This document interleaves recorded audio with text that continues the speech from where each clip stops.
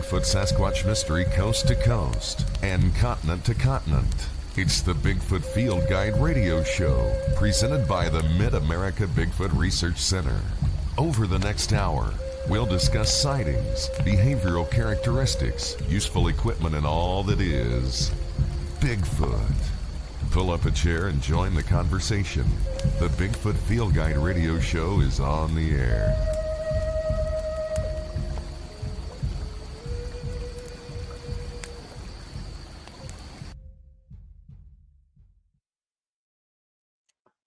Hey folks, welcome.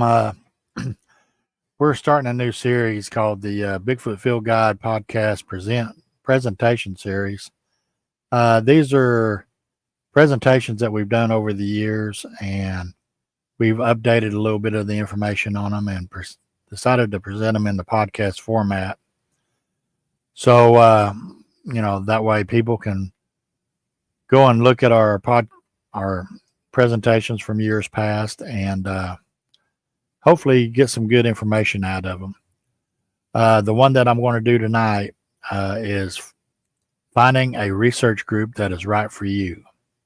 I did this at the 2017 Arkansas Bigfoot Conference. It was requested by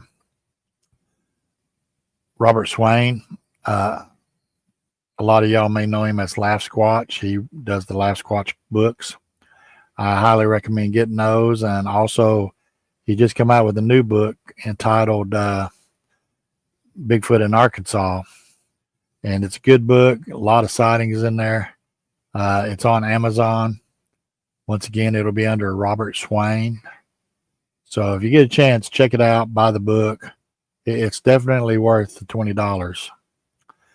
So without further ado, I'm going to switch over here to share the screen real quick of the presentation. And basically, what it was is Robert was wanting us to enlighten people on, how to get into the research, how to avoid mistakes, quite a few other things.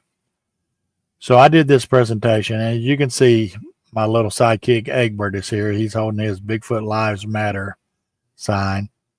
And that's not to get political. I mean, it's just kind of a little joke for him to be holding the sign there.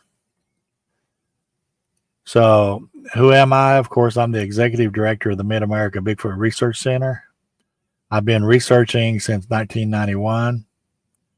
I've had over 27 encounters out of 4,000 times in the woods. And a lot of people may say, man, 27 encounters. Well, that's only like 0.027% of the time I've been in the woods, I've had an encounter that I could say I pretty much believe was Bigfoot.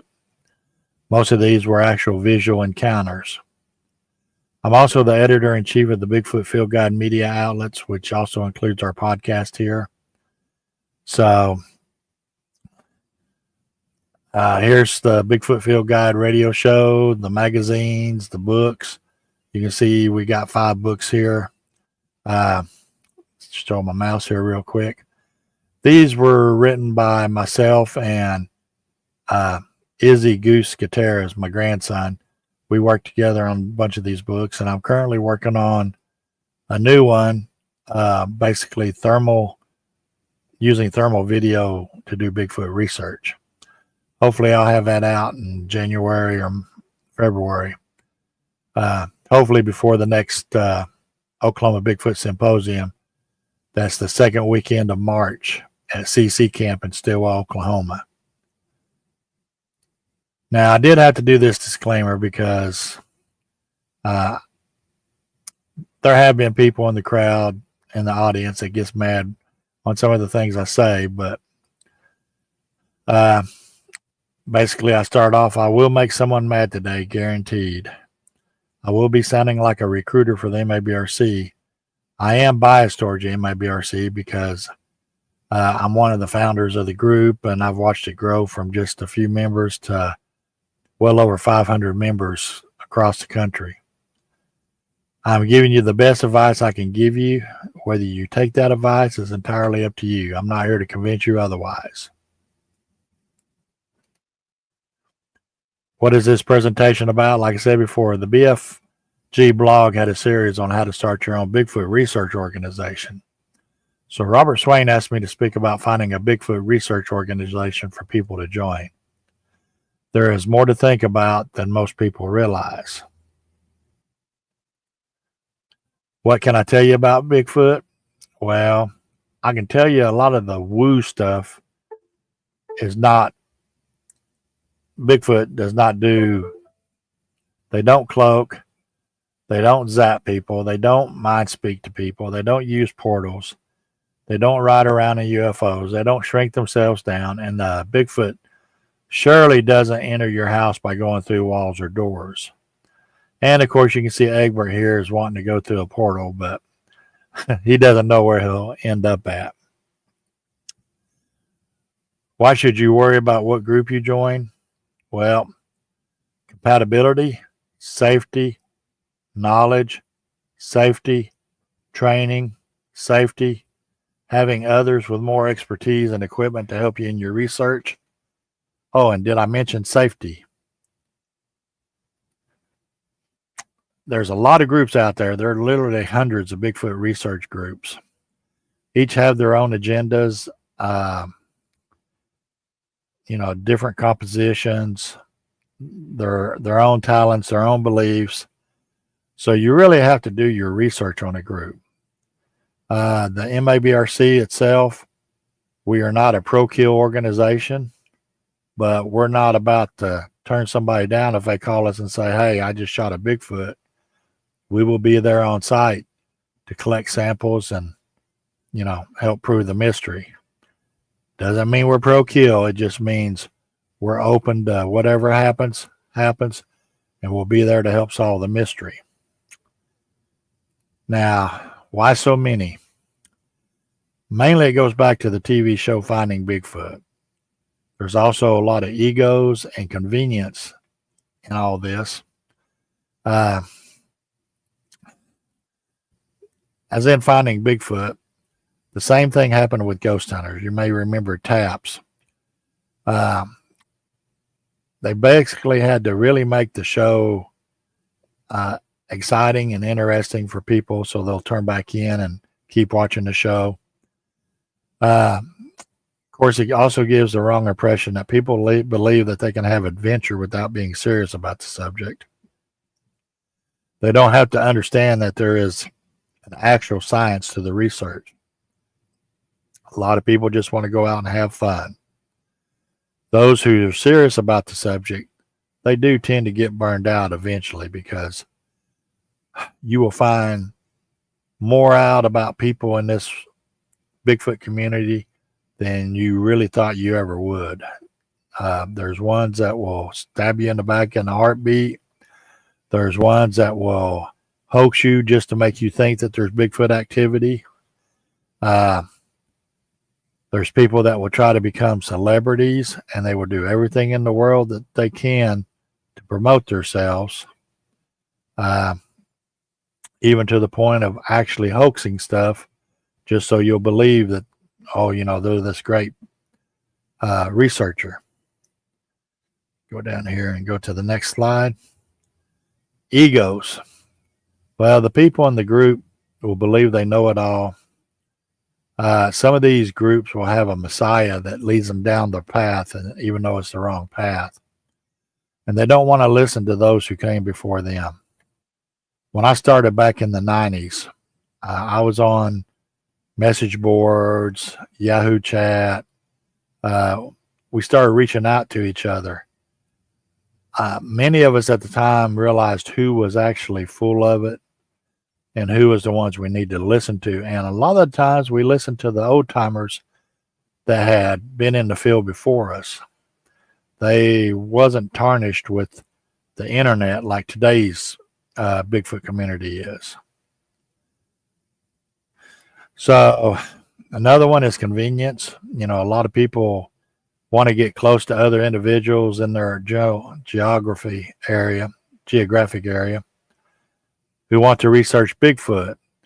You can see that we got Egbert over here in the United States, and he wants to go hang out with his buddy the amnesty over in Russia, but there's an ocean separating them, so they can't really get to each other. And that's kind of the same way with being a part of a research group. There's other members that may be close to you, so you can all go out and do research together. Maybe do little expedition stuff like that. Now, here's one of the things. What do you believe in? You really need to look for a group that shares your views. You can actually go and get in with a group that says, oh, yeah, we believe this and this and this about Bigfoot. But you don't believe that about Bigfoot. I would not recommend you getting in with that group, because if they don't share the same views that you do, it'll cause issues down the road. If you believe Bigfoot is supernatural, look for a group that believes in that. If you believe Bigfoot is flesh and blood, look for a group that believes in that. The MABRC, we are strictly a flesh and blood organization. We believe Bigfoot is flesh and blood, don't have no supernatural powers, is not woo. If you're a no-kill, find a no-kill group. The same for pro-kill. Don't join a pro-kill group expecting to change the way they're thinking. They started their group as a pro-kill, or they turned into pro-kill. You come aboard and you start saying, oh, you can't kill a Bigfoot. You'll probably end up being told where to shove it and get the hell out of the way. Now, there is what I call the big 5 top tier groups.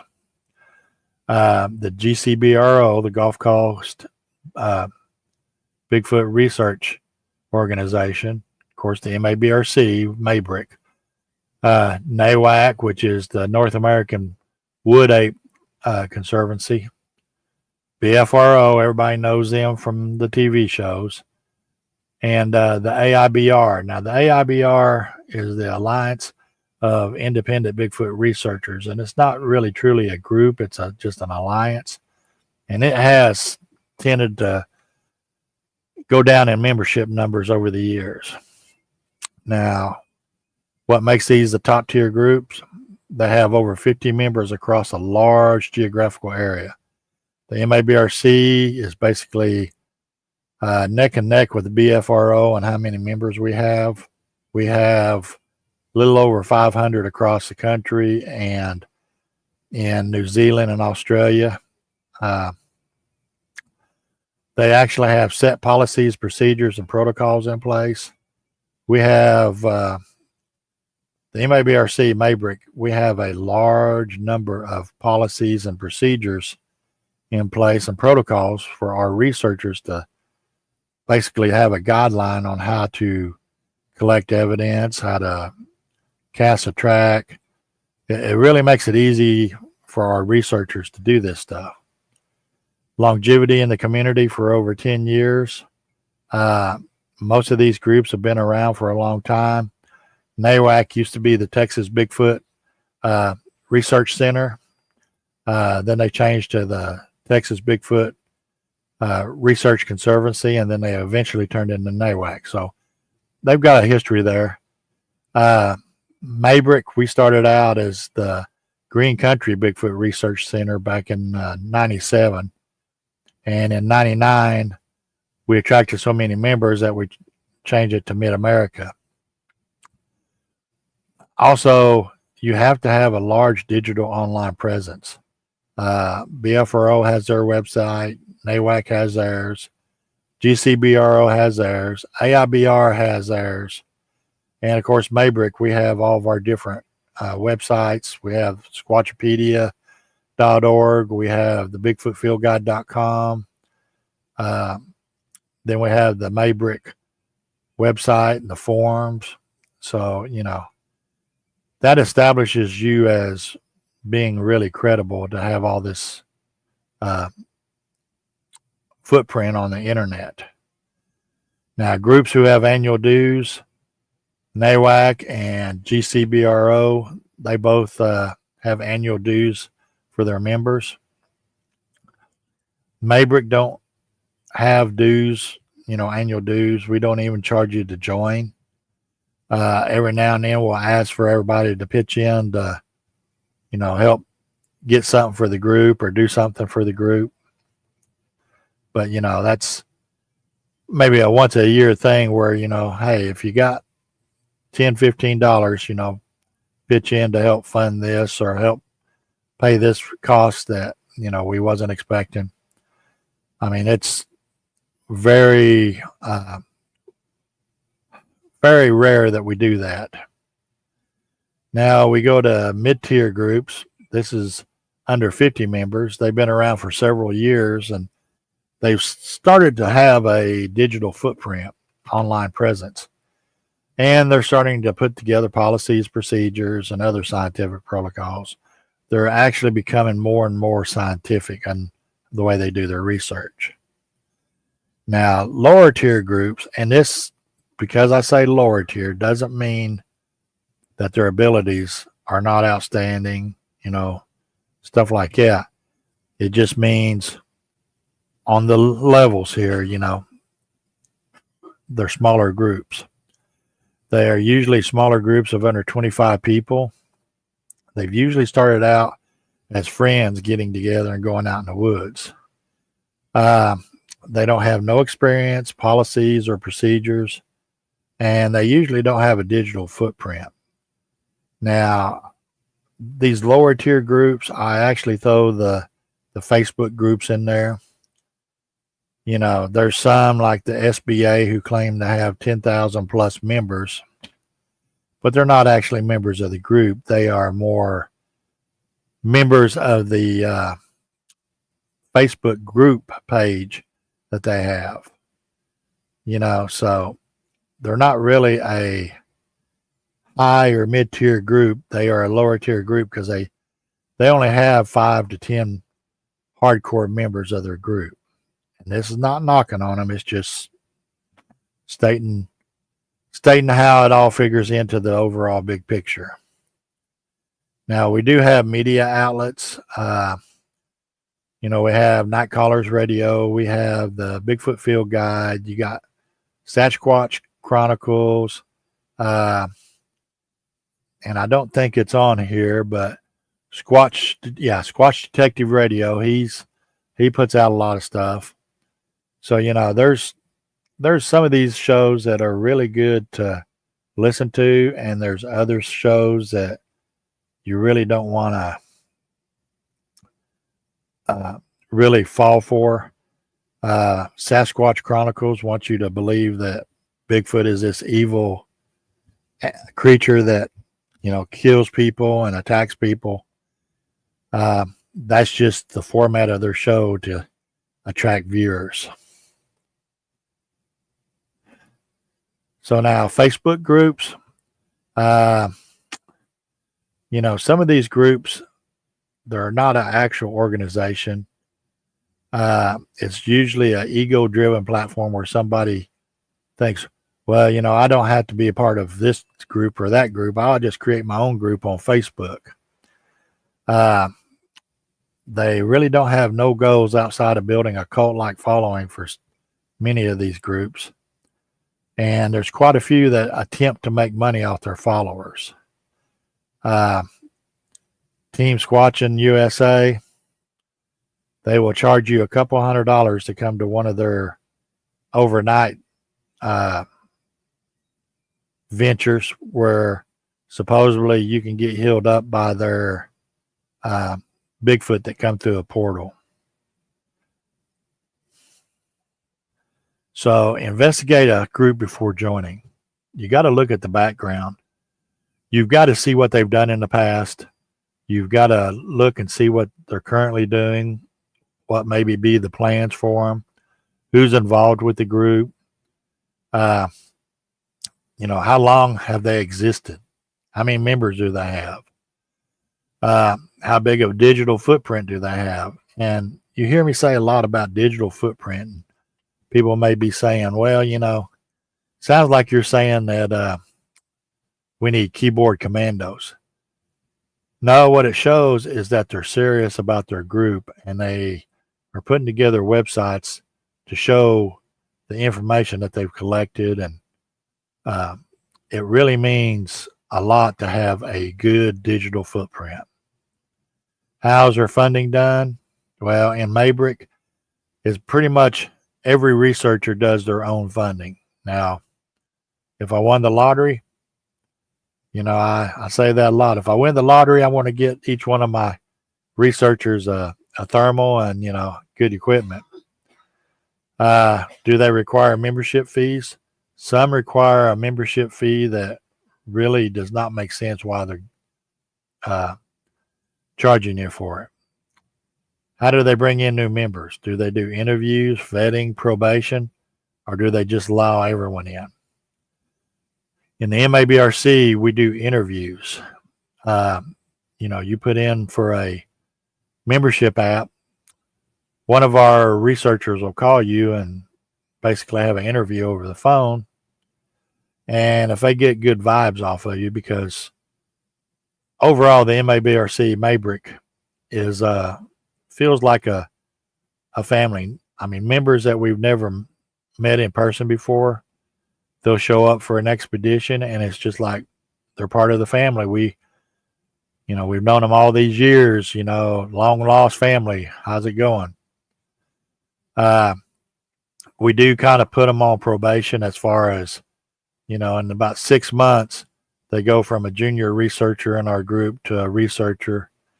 And if they really prove themselves and they know their stuff, we'll bounce them all the way up to a senior field researcher or a senior analyst, because we take if people can't get out in the field, we still bring them in as an analyst, which a lot of people would say is keyboard commandos or armchair researchers, because those folks can actually listen to the audio that's being brought in. They can review video for us. There's a lot that they actually help us in the end. You also need to look out for who they are friends with on Facebook.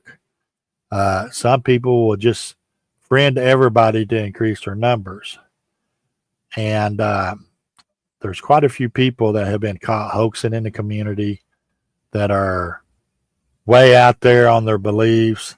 And if a person that's leading a group is making friends with these type of people, they're not looking out for their own credibility or the best interest of their group and its members, because they're associating with people that can really ruin your credibility. Now, leadership of the group, you can see Egbert here. He thinks he's a 3-star general in the group, but we let him think what he thinks and let him go play. Is the leadership duly elected by members? Now, in Maybrick, I've been the executive director since the inception of this group. I've tried to hand it off to other members, and they're like, no, don't jinx me like that. As a matter of fact, Sensor Tech is assistant executive director. He will flat tell you his sole mission in the group is to make sure nothing happens to me so he don't have to take over. What type of leadership does the group have? Is it a dictatorship, a council, board of directors? We have an advisory council. That is all of our state directors in the group. They are on a council, and even though I'm the executive director, I take a lot of the decisions to them and say, what do y'all think? Same when it comes to kicking out somebody from the group. Unless it's an emergency where I've got to get them out of the group before they can do anything mean or whatever, the advisory council usually votes on that. Structure for advancement in the group. Now, in Maybrick, we have our state directors, and if we have a lot of members in a certain state, we'll have co-state directors. From there, we have regional directors. Then we have the assistant executive director, and then you got the executive director. Anybody can advance up the ladder. You know,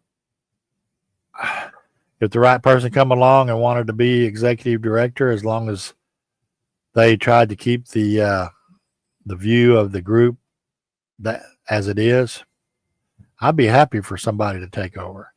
Not that I don't like leading. It's just I'm getting up in years to where I would really like to concentrate more on my research and let somebody else deal with the headaches of running an organization.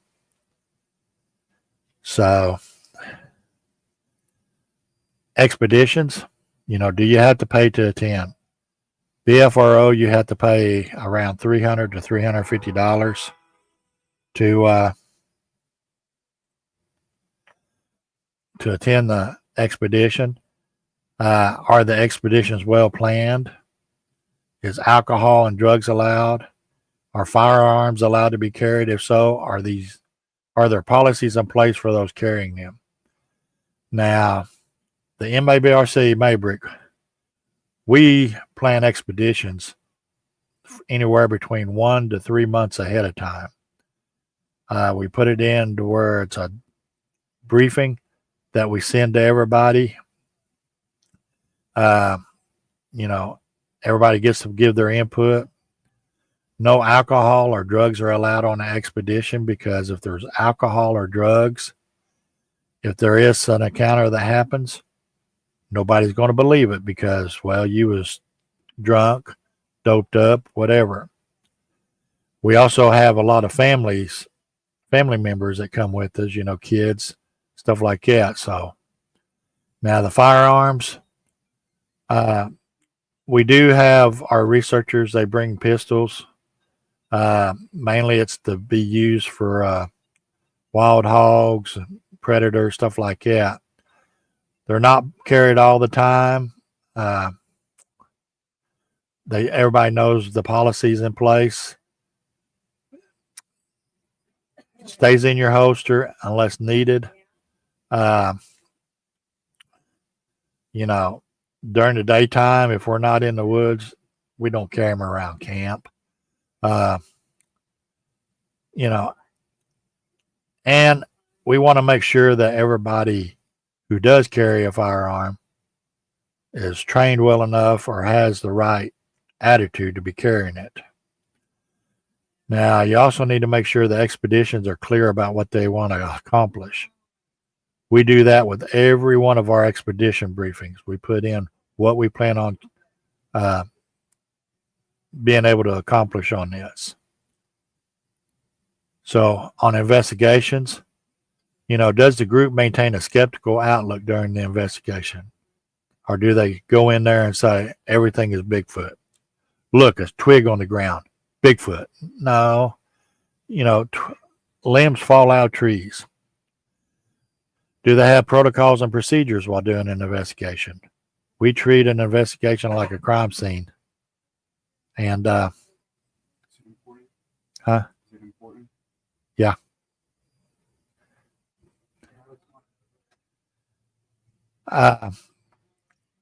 Do they have protocols? We have all that. Do they investigate with professionalism or act like the Keystone Cops? So, just important things to remember. Flesh and blood. Does the group believe that Bigfoot is an actual flesh and blood creature that does not have supernatural powers or abilities? And their research is emphasized in this belief. Now, woo beliefs. People that are into woo believe Bigfoot can cloak, mind speak, zap. They go through interdimensional portals, UFOs. They can resize themselves. They can enter your house like spirits. The pro-kill, no-kill. GCBRO and NAWAC are pro-kill organizations. BFRO, APES, which is the Arkansas Primate Evidence Society. Maybrick or no-kill organizations. We do believe, though, that a type specimen is necessary, but that doesn't necessarily mean a group is no-kill. Is pro-kill. Some groups tend to take it to the extreme when becoming no-kill. They will attack other groups. They will get completely bent out of shape. And there's some groups that shouldn't be allowed in the woods with any weapon, let alone a BB gun, because they get out there in the woods, they get jumpy. I've been in the woods with people that they heard a armadillo, and of course, an armadillo at night sounds like something huge coming down the trail. They pull out their gun and they're shaking like Barney Fight would with his gun. Just those people are not allowed to carry guns on our research. Now, another thing, peer pressure, free thinking. The group shouldn't let peer pressure make you think the group think. This is most noticeable on Facebook groups where if you disagree with the person in charge, that, everybody dogpiles you. You want a group that allows you to express your opinion. Maybrick, one of our 7 golden rules is everyone has a right to their opinions as long as they don't try to force it upon others. I'm going to stop right here and take a little short step and find something here to play. We'll be back here in a few minutes.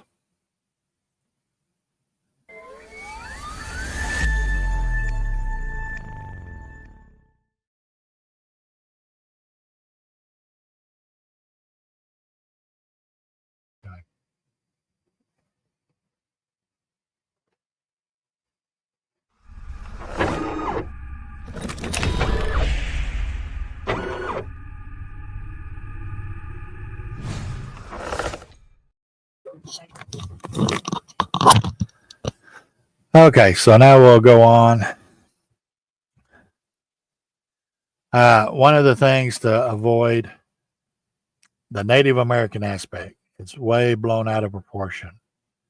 There's a lot of scammers out there, and if a person cannot provide what is called a CDIB card, which is a certificate of degree of Indian blood, the government don't recognize them as being Native American.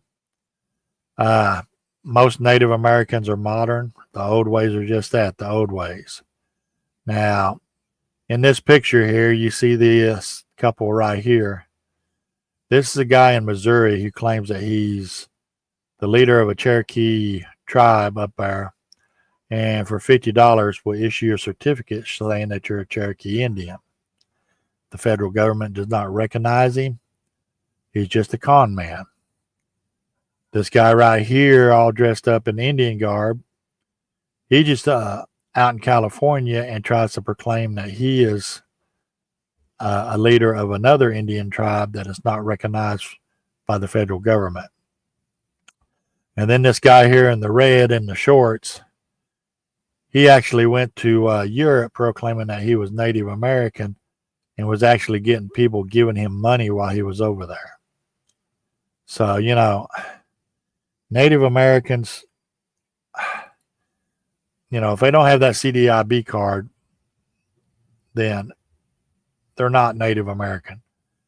A shaman is not a Native American term. It originated in Asia. I see too many people claiming that they're a Native American Indian shaman, and it's like, no, there's no such thing. Medicine men are not like those in the movies. They have an understanding of herbs and other natural remedies. Here in Oklahoma with the Cherokee Nation, they're not really called medicine men, but they have an understanding of the herbs and the plants and stuff like that. So they have a good understanding of how to make you feel better. Now, authentic Native Americans, like I said, can they provide a CDIB card? And most federally recognized tribes will also issue tribal membership cards. Now, these were the old cards that the Cherokees used.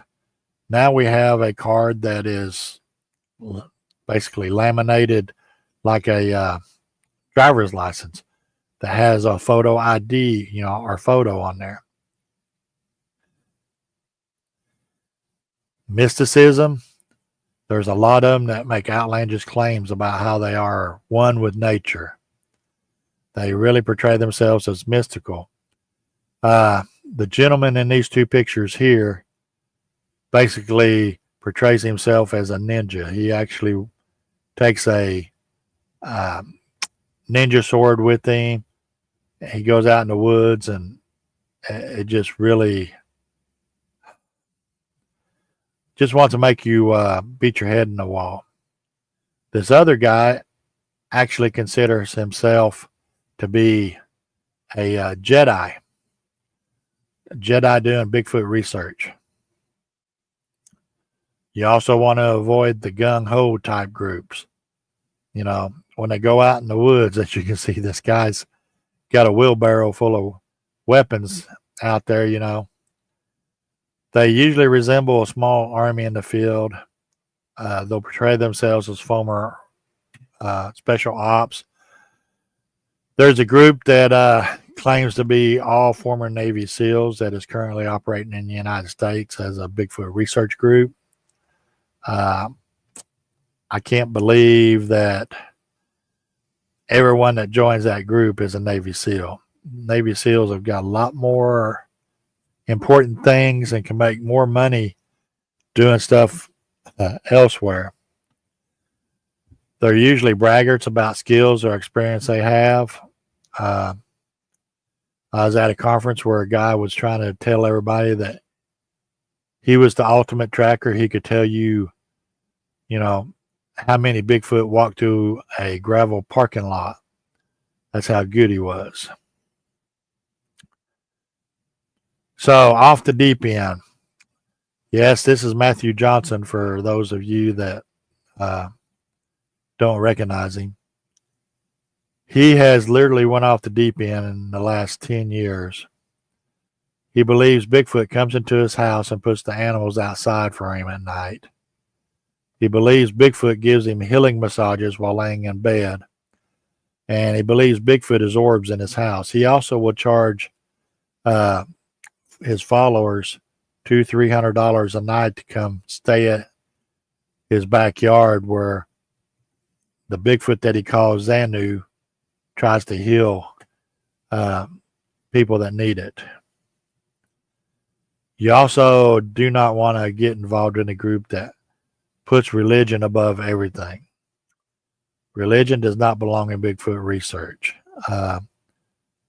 You see a lot of the people espousing how Bigfoot is mentioned in the Bible.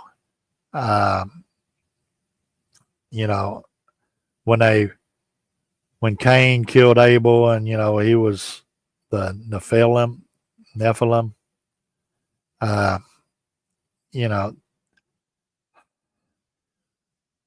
You can't espouse religious beliefs over what the evidence shows. Now, alcohol and drugs. This is a good example. As you can see, this guy is drinking beer, and you probably can't see it too well, but he's got a can of lighter fluid in his hand. Egbert really wants you to understand this is not the way to do things. Does the group sit around the campfire drinking? Do they sit around under the influence? Chances are they're going to think they've seen Bigfoot if they're doped up or drunk. Does the group allow its members to take, illegal drugs while in the field? This is all a issue of credibility. Facebook example. This gentleman here, he had created his Facebook for Arkansas Bigfoot Field researchers.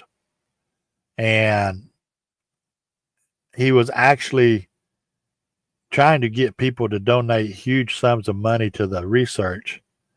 And if you called him, there was a lot of questionable ands, if, or buts. He was also affiliated with the Searching for Bigfoot company, which is run by Tom Biscardi. And if you don't know who Tom Biscardi is, I would recommend going to do some research on him. He is one of the bigger con men in the Bigfoot community. They tried to claim that, you know, they had a professional game tracker and biologist and equipment field expert, but there wasn't nothing there. Here's another example: the National Bigfoot Research Organization. They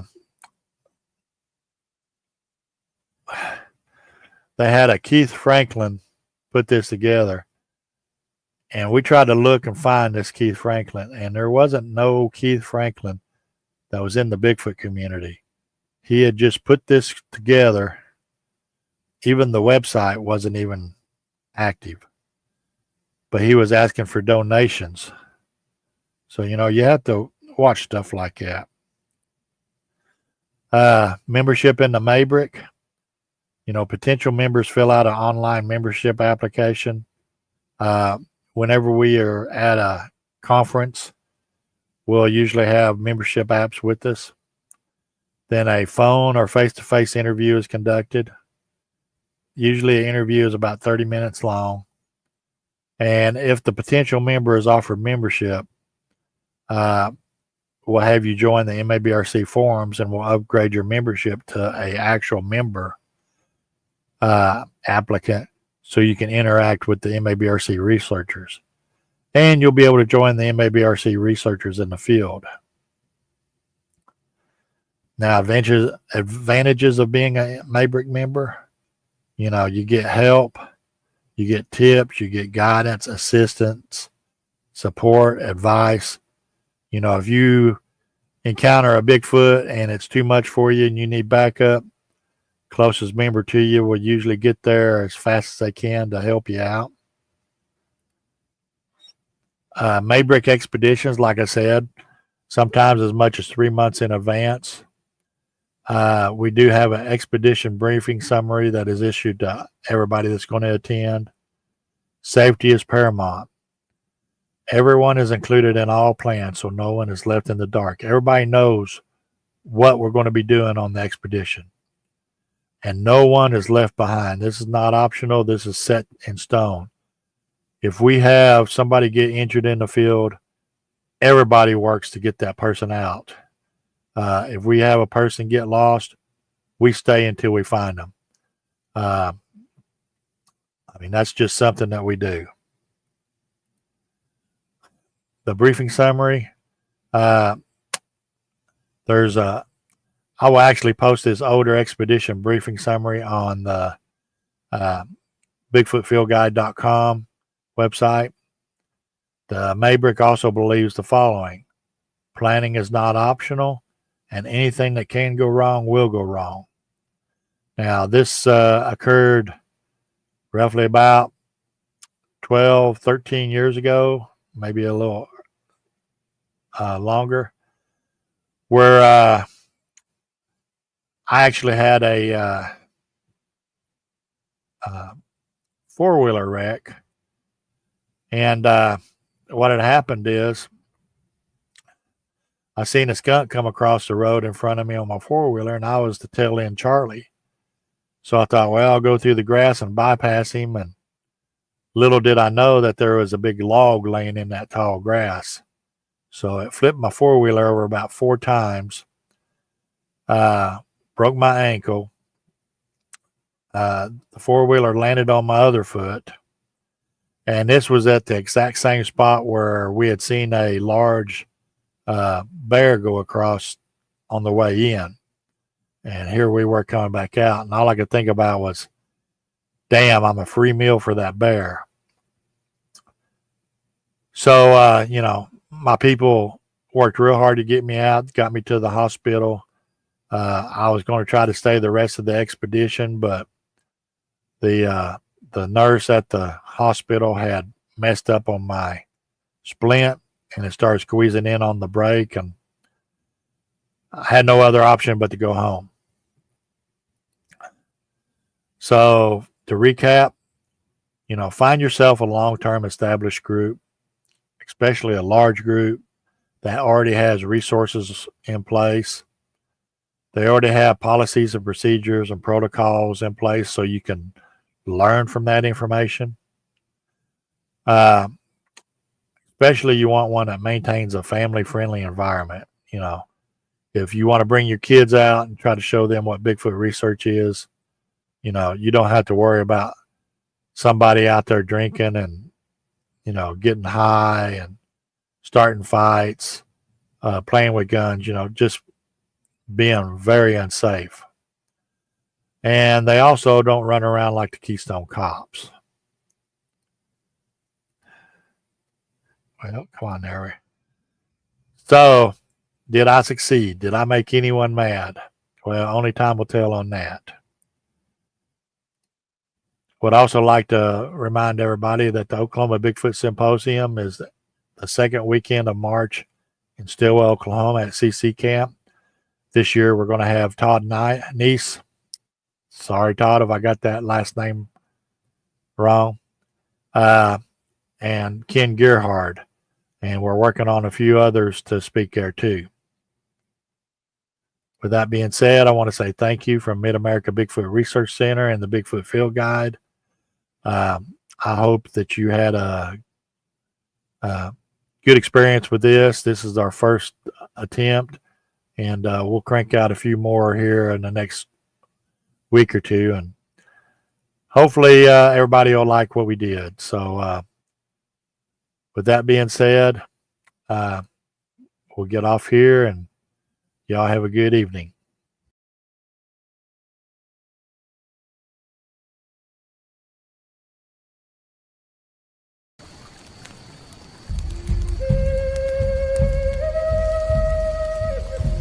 You've been listening to the Bigfoot Field Guide radio show, presented by the Mid-America Bigfoot Research Center, where researchers think outside the box. Available for download on iTunes and from mid-americabigfoot.com. Thanks for listening, and remember, the next time you're in the woods alone, maybe you're not.